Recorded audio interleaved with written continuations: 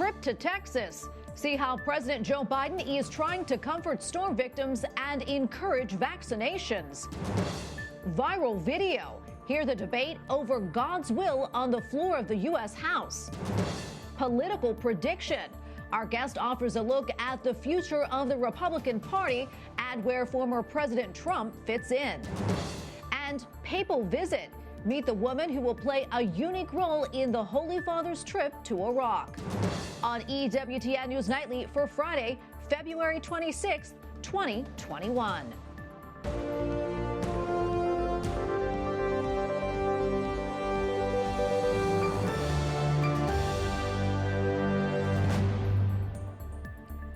Thank you so much for being with us tonight. I'm Tracy Sable. President Joe Biden tours Texas after brutal winter weather across the South over Valentine's Day weekend. Millions of residents lost heat and running water, and at least 40 people died, including an 11-year-old boy. Meantime, military retaliation as President Biden approves a deadly U.S. airstrike overseas. White House correspondent Owen Jensen reports. Owen.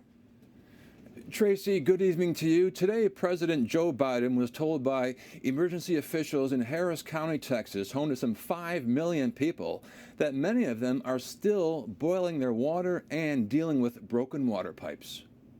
President Joe Biden and First Lady Jill Biden arrive in Texas. You're saving people's lives, and you're doing, as my mother would say, sure, you're doing God's work. The president has declared a major disaster in the state, the government sending emergency generators, bottled water, ready-to-eat meals, and blankets. And during the height of this storm, we had over 1.5 million people without power. And without power meant that there was no heat. Also on the president's agenda, a stop at a food bank and a mass vaccination center.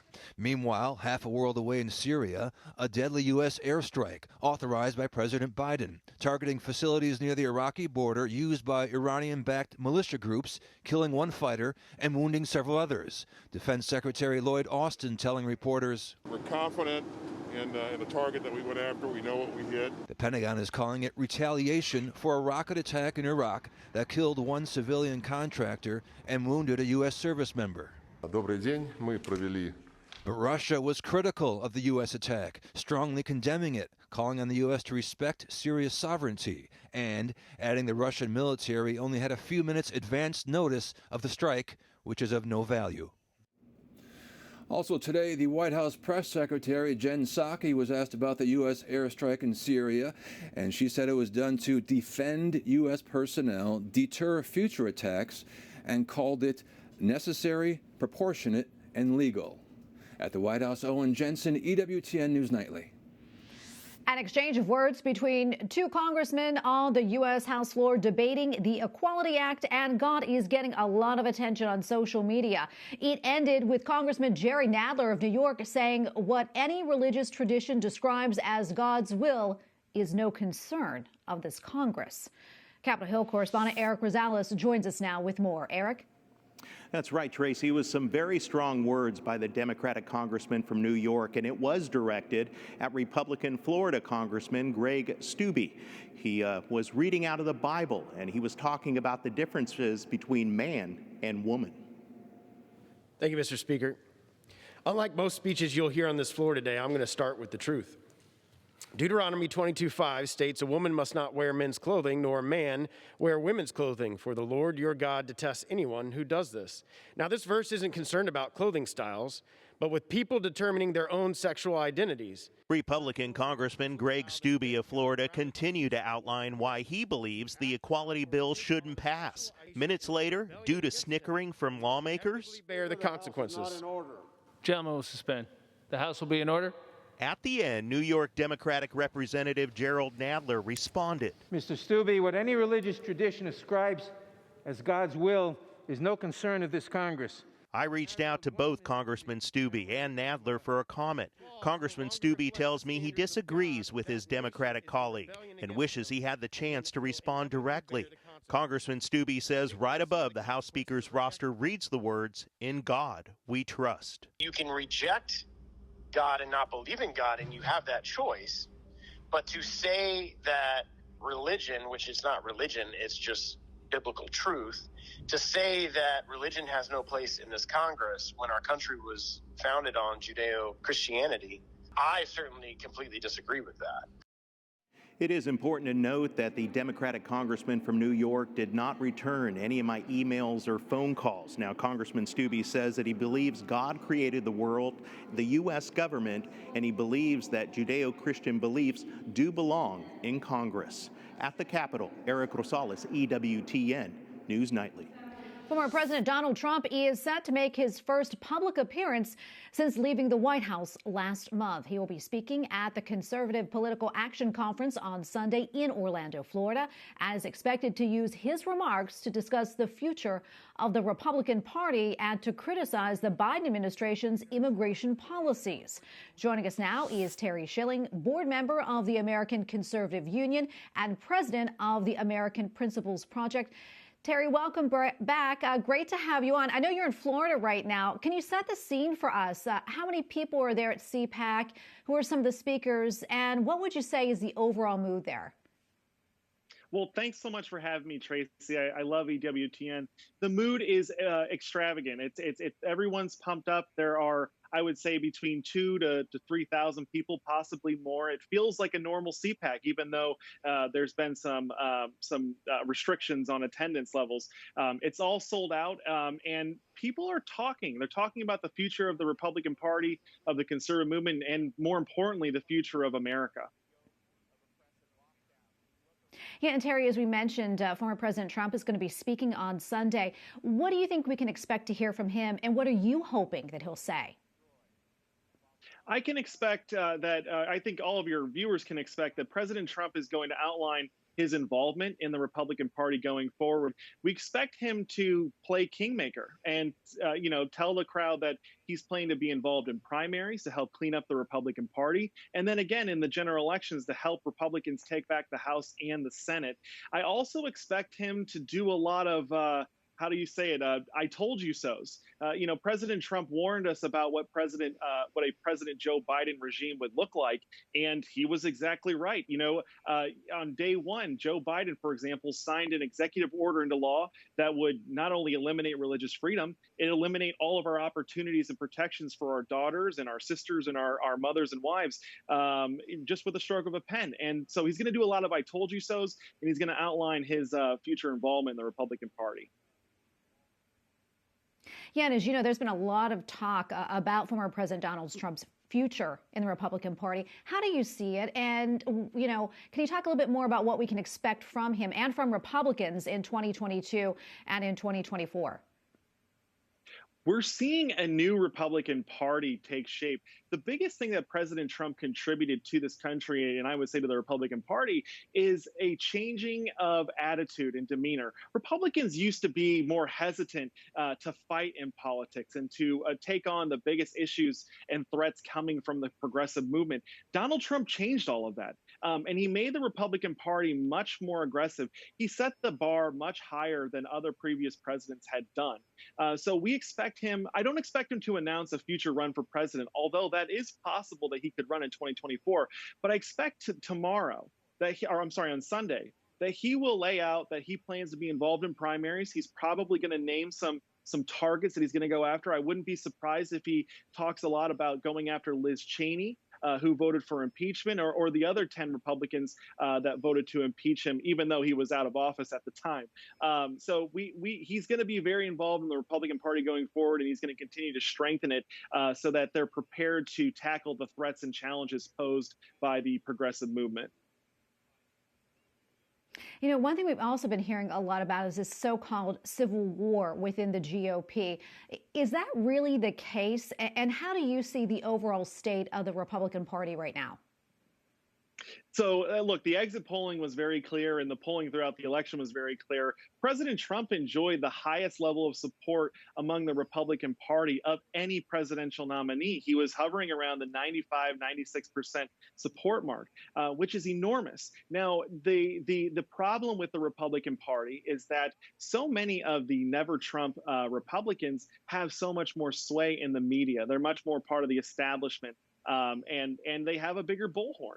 And so this so-called civil war looks like a civil war, but it's really a Trump tide. Trump owns the Republican Party, so to speak, and it's only because he represents the people. President Trump did such a great job of representing the needs and desires of everyday normal American people who, for the past 20, 30 years, felt silenced by progressive elitists all throughout our society. And that's why he's so powerful, is he's listened to the American people. He's listened to conservatives who have felt just so attacked and slighted over the last several years.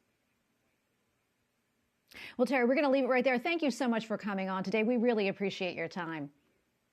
Thanks, Tracy.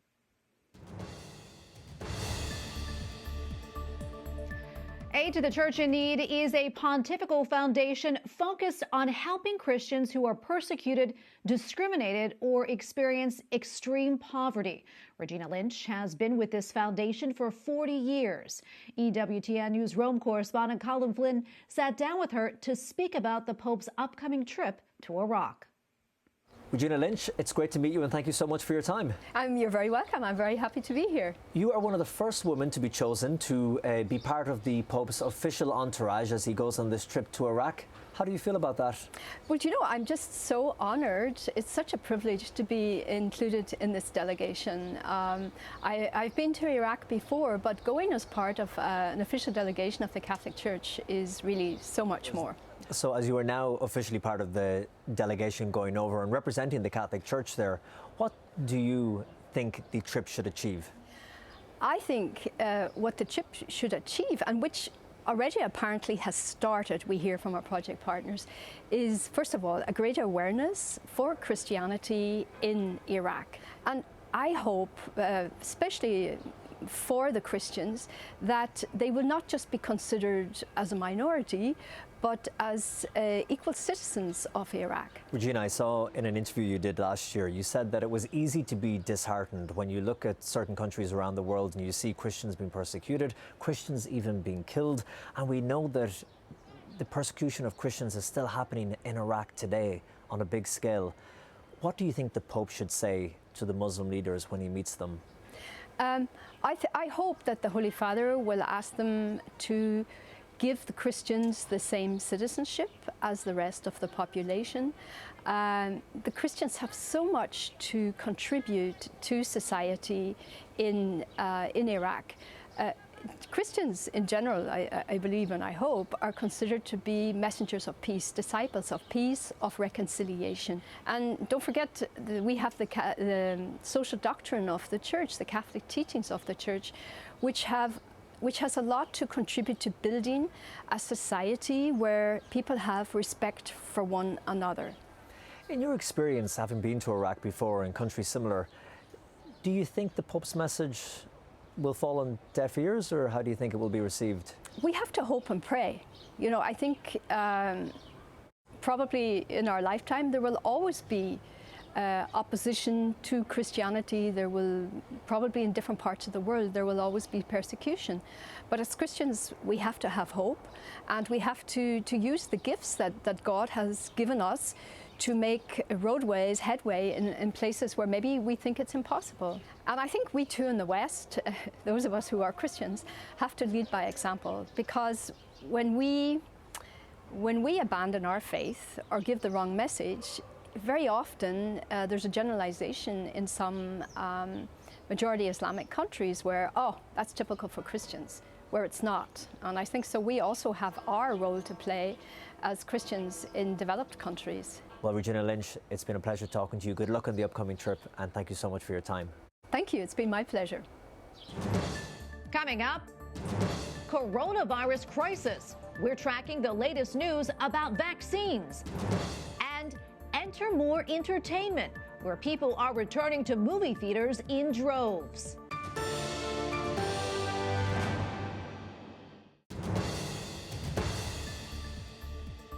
Democrats in the House are set to approve a $1.9 trillion COVID-19 relief bill, but Republicans say the measure is a bailout of Democratic cities. How much time do you have, Mr. President, to go through the litany of things in this bill that have nothing to do with COVID?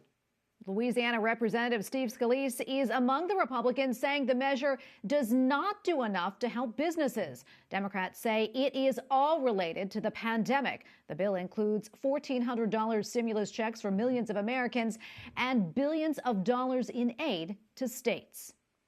The Church of Jesus Christ of Latter-day Saints has given $20 million to help send coronavirus vaccines around the world. The donation is going to UNICEF as part of its work with disadvantaged nations. It is part of an effort to send 2 billion shots to people in low and middle income countries. The number of COVID-19 deaths and hospitalizations continue to decline across the country, but data shows new cases remain high. According to Johns Hopkins University, there have been, on average, 72,000 new cases each day over the past week. Correspondent Mark Irons reports. Mark? Tracy, let's start with those good numbers. After more than a month of declining cases and hospitalizations, the COVID-19 death rate is expected to continue to slow down in coming weeks, but there are still concerns about the impact of new strains of the virus.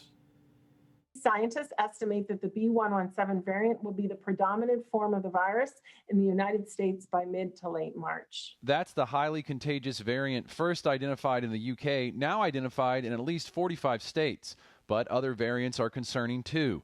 Scientists are keeping their eyes on one in California and another found in New York City and other parts of the Northeast. The scary thing about this new variant is not only does it look like it could potentially be easier to spread, but it looks like the new variant has also adapted ways in order to kind of evade our immune system. To address the growing threat, the CDC is teaming up with public and private labs to better identify the variants, and vaccinations will help. We need to ramp up our vaccination efforts. If we get everyone vaccinated, we will be protected. The vaccines are going to protect against the new variants. They may not protect as well, but they still will help overall. A report from the University of Washington's Institute for Health Metrics and Evaluation shows signs of hope. It says case and death tolls have dropped 70% over the past 5 weeks in the U.S. The report attributes that to multiple factors, including vaccinations and the widespread use of masks. And according to new data today, the 2 vaccines available in the U.S. from Pfizer and Moderna are as safe in the real world as they were in clinical trials. Systemic and local reactions are most commonly reported to VAERS. Anaphylaxis does occur, though rarely, and there's no safety signals for any serious adverse events. Today, the FDA is looking to give emergency approval to another vaccine here in the U.S., this one from Johnson & Johnson. But pro-life groups say it was produced using abortion-derived cell lines, and the other 2 vaccine options here in the U.S. from Pfizer and Moderna would be more ethical options. In the studio, Mark Irons, EWTN News Nightly. In China, with the coronavirus well under control, people are now going back to the movies. The theaters are running at roughly half capacity, and moviegoers are smashing box office records, with Chinese movies far outselling those from Hollywood. Wearing a mask is mandatory, and attendees must register with a mobile app so they can be traced in case of an outbreak. People in Hong Kong welcomed their first round of coronavirus vaccines today. The public program will eventually offer free vaccinations to all 7.5 million residents. People aged 60 and older and healthcare workers are first in line. The first 2 weeks of registrations are already full. Hong Kong is using a vaccine produced in China.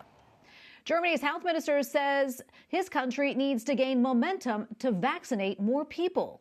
Kommender Woche werden wir voraussichtlich insgesamt bis an die Jens Spahn says there are too many vaccines sitting in refrigerators instead of being injected. He's also concerned about coronavirus mutations that are making the pandemic more difficult. The German health minister says vaccination paves the way out of the pandemic. Up next, pro-life push. Learn about sanctuary cities for the unborn. And conversion of heart. Hear from the Cardinal leading the Lenten meditations for the Vatican.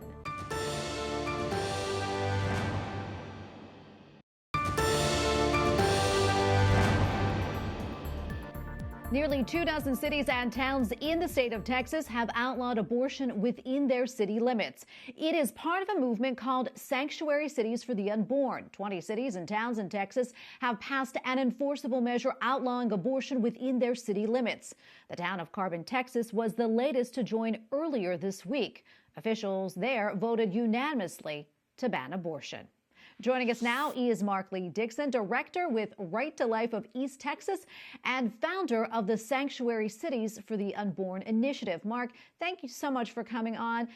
Great to be with you. Tell us a little bit more about this initiative, when and why it started, and what exactly it does. Well, this initiative was started in June of 2019. When Wascom, Texas became the first city in the nation to outlaw abortion by the passing of an enforceable ordinance.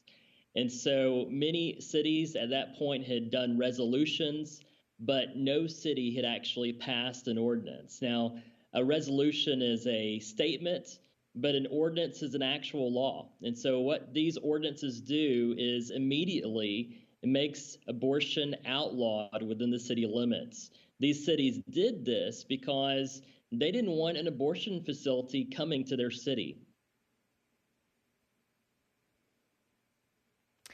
The other night in Carbon, when the vote to outlaw abortion was unanimous, that is, tell us, how did that feel?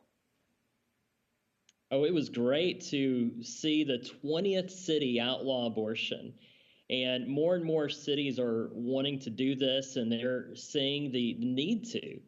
This year, President Biden and Vice President Harris said that they want to see abortion access in every single zip code, which has caused some cities to really wake up and realize that under this administration, they are not safe, and that they need to do their part to make sure abortion never happens in their cities. Now, Mark, and you had mentioned that the ordinances are enforced. Abortion is, however, still legal in the state of Texas. So exactly how is that enforced? Well, so the pre-Roe statutes, which have never been repealed here in the state of Texas, they're still on the books here in Texas. And so the law of Texas still regards abortion as a criminal act. Now, this ordinance, what these ordinances do is it states that very clear, that abortion is a criminal act according to the pre-Roe statutes, which have never been repealed, but it has two enforcement mechanisms. And those enforcement mechanisms is the public enforcement mechanism and the private enforcement mechanism. The public enforcement mechanism is dependent upon other factors, such as the overturning of Roe v. Wade or decisions of the courts. And the private enforcement mechanism is immediately enforceable. It's not dependent upon Roe v. Wade being overturned or anything else. And what that says is that immediately, if an abortion takes place within the city limits of these cities, then a lawsuit can be brought by any of the family members of the deceased unborn child against the abortionist and anyone who aids and abets the abortionist. Well, we don't have a lot of time left, but I'm curious, are there any other cities in Texas or maybe any other states that you know of that are looking to join the movement? And also, if people want to become involved, how can they do so, and where can they find that information?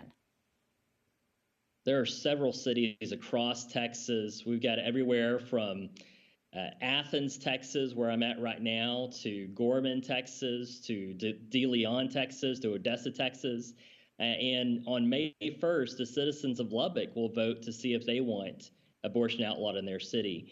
People can find out more at www.sanctuarycitiesfortheunborn.com, or we have a petition that they can sign if they want to see abortion outlawed in their city. Mark, thank you so much for joining us. Thank you for what you do. We appreciate it. Mark Lee Dixon, director with Right to Life of East Texas and founder of the Sanctuary Cities for the Unborn initiative. Thank you again, Mark.